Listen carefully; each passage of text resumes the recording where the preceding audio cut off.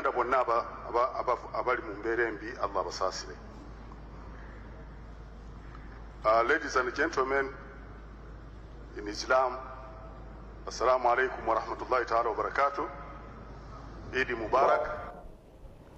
Ate ku muzikiti ekibuli Supreme Mufti Sheikh Muhammad Galabuzi asabye eggwanga lyongerwemu ebyokwerinda kisobozese okumalawo ekittabantu ekisusse ensangi zino. Allahu Akbar.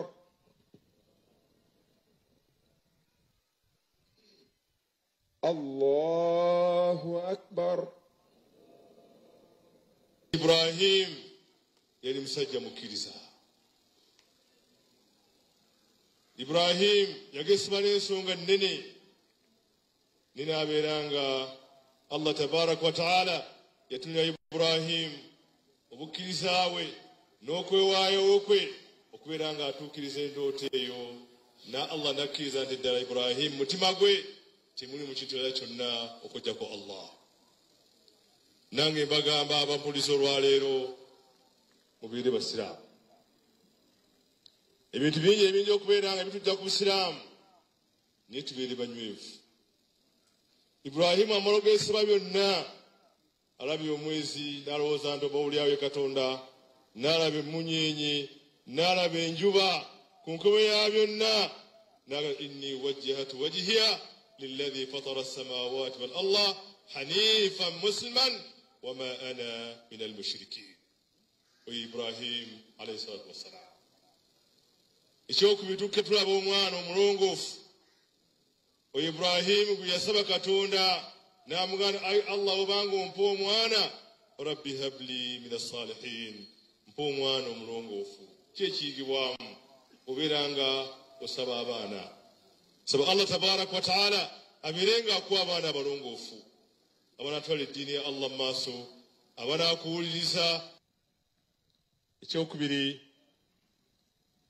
waliwo akatambi akatambula nga tuli mu Amerika ak'omwana nga bazadde be baamuwa stokisi agende nga azitunda afunemu school fees.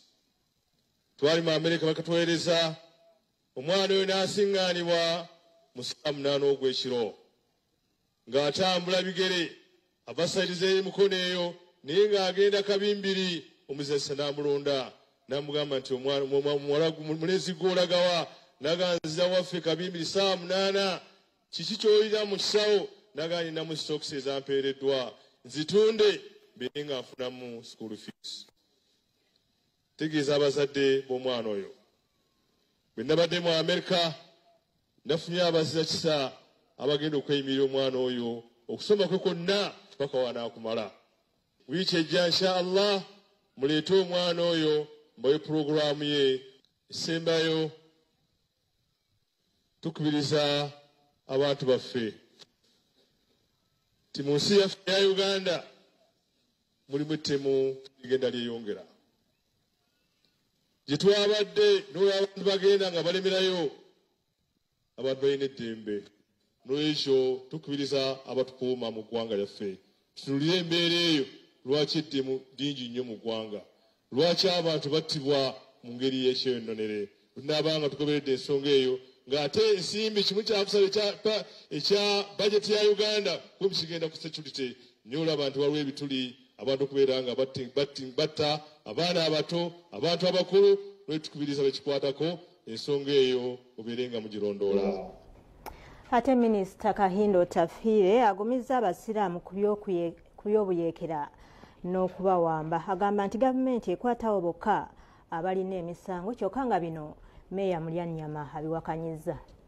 Okusala Idi mu batabuliki okubadde ku kisalo kya Nakivu Bulu, okubadde ne minisita w'ensonga z'omunda mu ggwanga Kahindo Tafiire. Minisita Tafiire mu kwogera kwe awakanyiza eky'abasiraamu okubayitanga abatujju. Ono era aliko obubaka bw'abawadde. Era okuzinga abantu bonna mu kiwempe ekimuntu kisi buli musiraamu mutujju. Nze ndi musiraamu ndi mutujju. Kati oyo omukwano gw'obusiraamu bw'omulwanyisa Katonda olwanukula otya? Ye Sheikh Kamoga mu kwogera kwe atangazizza akavuyo akaali mu maka ge gye buvuddeko nga bw'alambulula. N'okyo abasiraamu boozayuza era nga mbagumya nate Tikumulundi guno tuli wamu ng'ekitole okulwalira eddembe lyaffe.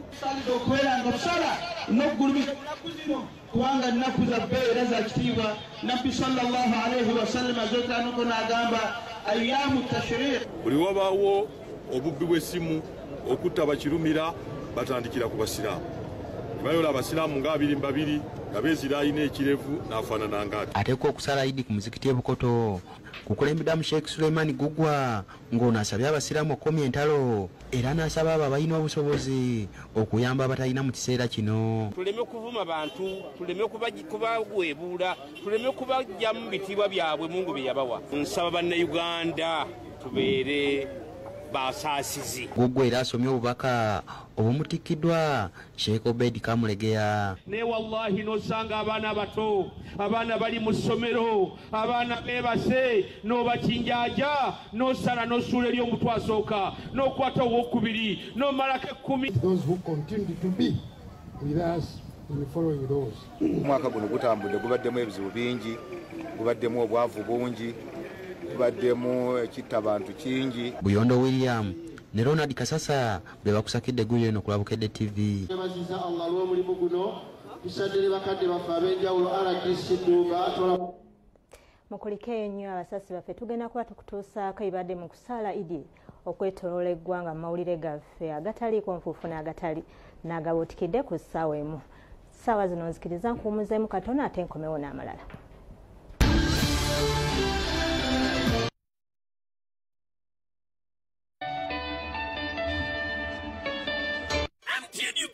Uganda waraji bakusako manrane chikona tena tekobo seko season yakona savu July kuma Mount Papa's Hall usasure kwa MTN mobile money usasura gumu chitundu MTN usasure nega 15 niga stemu kagatano stamu enda munana hasha kwa MTN ufune tiketi yokati wabula kumulyango usasure mitwale 2 yepe mitwale 5 ate meza ya milioni 2 munana July kodi ni hotel mkono mwenda July Nikan Resort Airways 15 July France Africa Jinja Abiri July Maria Flema Saka Abiri Mwenda July Afro Club Eka Sangati ate yoyo noku yingi na mutwalo wafujinidwa musente Talent Africa Victoria University Suzu Property Consultants Pepsi Max Uganda Waraji Ne MTN. Colgate Herbal is formulated from a unique blend of natural herbs and is scientifically proven to strengthen teeth and keep gums healthy. Try Colgate Herbal, scientifically proven for strong teeth and healthy gums. Tukutusa kebinyuvu.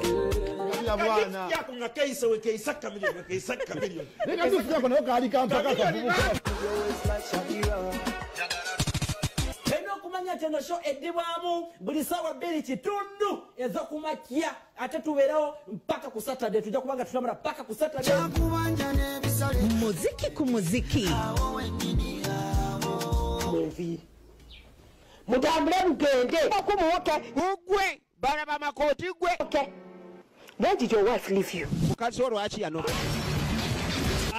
kazanyo ku kazanyo ne filimu ezaliko n'eziriko. You have to admit, Naomi. Oyina okkiriza twasaze ku Bukedde tu nate kubatera ukoda step dotaz sinate. Tego omukutu gwa Azam TV 354 Go TV 378 ne DSTV 378. Gossip is for amateurs. Yes, and indeed they always question. He doesn't want to talk about body for money. All land belongs to the state. Yes, they will compensate you, but according to the rates. All new soul food on Urban. To survive. We bring you facts and dissect them to make sense. Ndoza siki abwenkanya abaana baffe wano okubakozesa ebibuuzo bye bimu. Omwana ali wano e Kampala, amasannyalaze we gavaako generator ng'etange. Bakola test eno, bakola ndala. We bring to you a new rice variety which is drought tolerant. In search of gold flakes. Enjoy your favorite shows that discuss national issues that impact society only on Urban TV. Find us on DSTV channel 288 and Go TV channel 375. Kubairi family bataka kada chijulo chaide. Masulita kugombolola mu kisawe. Rebeka jinga bawale kwende. Ongateko kapiripiti. Nabayinja balala.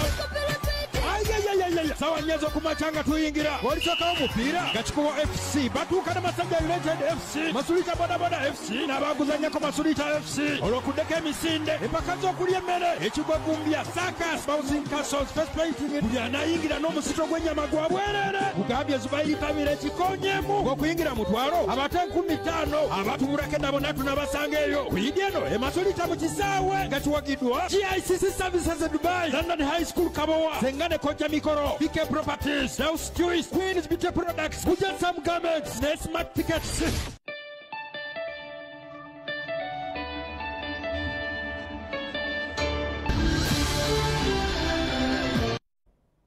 Kulisaayo nnyo mukuumulamu okwo kino kitundu kyakubiri eky'amawulire agataliiko mu ttuntu nga nkiguddewo n'ab'ebyokwerinda abazudde emmundu ekika kya basitoola mu Kabuyonjo ng'eno ebadde ekozesebwa ekibinja ky'ababbi okutigomya bannakibuga kigambibwa nti eno yebadde ekozesebwa mu bubbi obw'okumenya zi mobile money n'amayumba.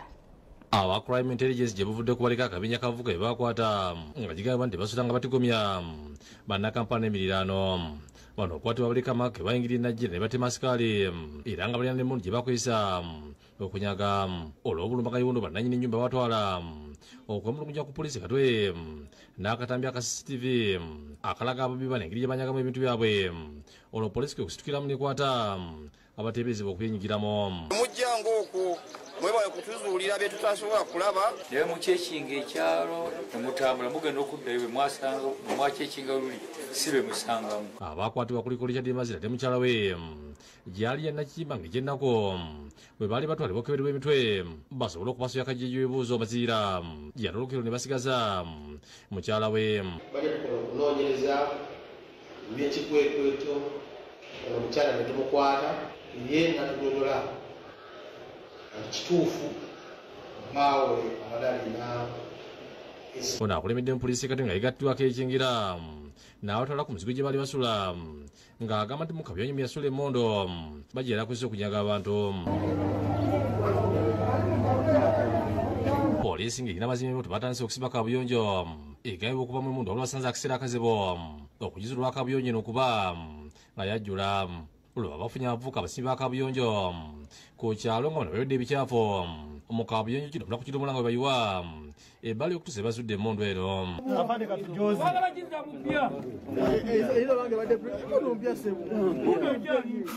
Emmundu ezidde ekika kya pisito ng'olugijja epangulula nerongosebwa olwakulira ebikoto ku poliisi ekingenda n'agiraga abatuuze.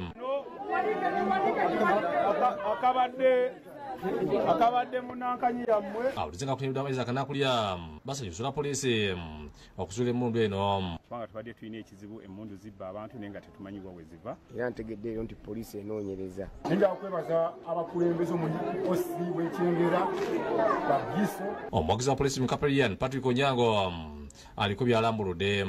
twabakwata bali katwe ku poliisi twabakuddeko omusango Lydia Nalweiso yakusakidde guli Nkulabukire TV. Ate waliwo Ssaalongo akiguddeko landlord wabadde asula bwamugobye mu nju lwa kulemererwa kusasula ssente za bupangisa. Ono asangiddwa bamudamizza era n'asaba abazira kisa okumudduukirira. Kulaishi Katonga alina emigugu gy'abalongo 5 okukyalo Jinja Misinde Mugombolegoma mu disitulikiti y'Emukono yasangiddwa mu nnyumba etannagwa we bamudamiza n'abaana be kusanira Nalongo oluvannyuma lw'okuba mu nnyumba wabadde apangisa. Katonga agamba nti ebintu byasirikira mu nnyumba emakina ekyamuviirako embeera gy'alimu n'atuuka n'okutonda emmotoka zasasula amabanja olw'ebbanja ly'alina. Bwe nava eri nalina akayumba empigi Buwama n'enjitunda kuba nali nina okusasula ssente ezaabo abayindi gye najjanga ebintu namugenda mu makomera. Agamba nti walize okunonya wateeka abantu be ebyembi ensimbi ez'okupangisa ne zigenda nga zirinya n'atuuka nga zimulemeredde Olandi Road kwe kumufubutula. Kituufu yangumiikiriza naye alaba ekisusse n'agenda mwerosi. Omuzira kisa mukwano gwange n'atuyamba n'atusuzaako wano ate ng'atugamba atusuzaawo mu nnaku 4 kuba mukama we teyamuwa buyinza kuteekawo bantu ye mukuumi wano.